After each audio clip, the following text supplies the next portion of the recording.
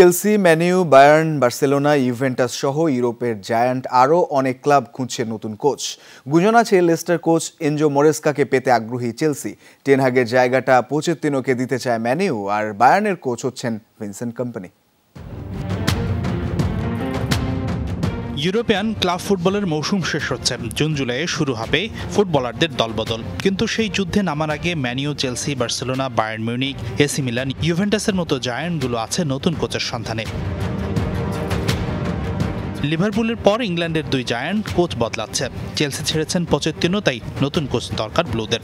গুঞ্জন আছে লেস্টার সিটিকে আবারও প্রিমিয়ার লিগে তোলা ইতালিয়ান কোচ এনজো মরেস্কাকে পেতে আগ্রহী ব্লুরা। আলোচনায় আছেন সাবেক দুই coach Jose Mourinho, Thomas Tuchel আর বার্সেলোনার জাভি হার্নান্দেসের নামও। এফএ কাপের ফাইনালে যদি ম্যান সিটিকে হারিয়ে ট্রফি জিততে না পারেন, চাকরি হারাবেন রেড ডেভিল বস টেন হাগ, তা এক প্রকার নিশ্চিত। তবে কাপ শিরোপা জিতলেও যে ছাঁটাইয়ের হাত থেকে রক্ষা পাবেন এই ডাচ, তাও কিন্তু নিশ্চিত নয়। ইংলিশ গণমাধ্যমের মতে সদ্য চেলসি ছাড়া আর্জেন্টাইন কোচ মাউরিসিও পোচেত্তিনোকে কোচ হিসেবে পেতে আগ্রহী ম্যানচেস্টার ইউনাইটেড কর্তৃপক্ষ। কোচ বদল হবে বার্সেলোনারও।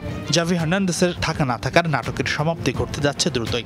স্প্যানিশ গণমাধ্যম বলছেন বার্সেলোনা ছাড়তে পারেন জাভি, আর সেটা হলে বার্সার নতুন কোচ হবার রেসে এগিয়ে আছেন German coach Hansi Flick. Bayern মিউনিখকে ট্রেবল জেতানো সাবেক এই কোচ আগ্রহী স্পেনে পাড়ি দিতে। ইতিমধ্যেই নাকি কাতালোনিয়ার ভাষা শিখতে শুরু করেছেন ফ্লিক। জার্মান জায়ান্ট বায়ার্ন মিউনিখে আছে কোচের সন্ধানে। মৌসুম শেষে দায়িত্ব ছাড়বেন টমাস টুখেল। সবকিছু ঠিক থাকলে বেলজিয়ামের সাবেক ফুটবলার ভিনসেন্ট কম্পানি হতে যাচ্ছেন বাভারিয়ানদের নতুন বস। বর্তমানে ইংলিশ ক্লাব বার্নলির দায়িত্বে আছেন কম্পানি।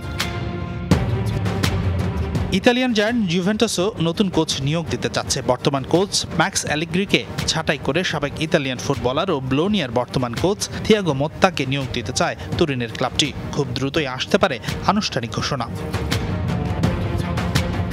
এসি মিলানও ছাঁটাই করেছে কোচ পিওলিকে। তাই তো মৌসুমের শুরুতে নতুন কোচ দেখা যাবে সান সিরোর ডাকআউটেও। হাসানুর রহমান, যমুনা স্পোর্টস।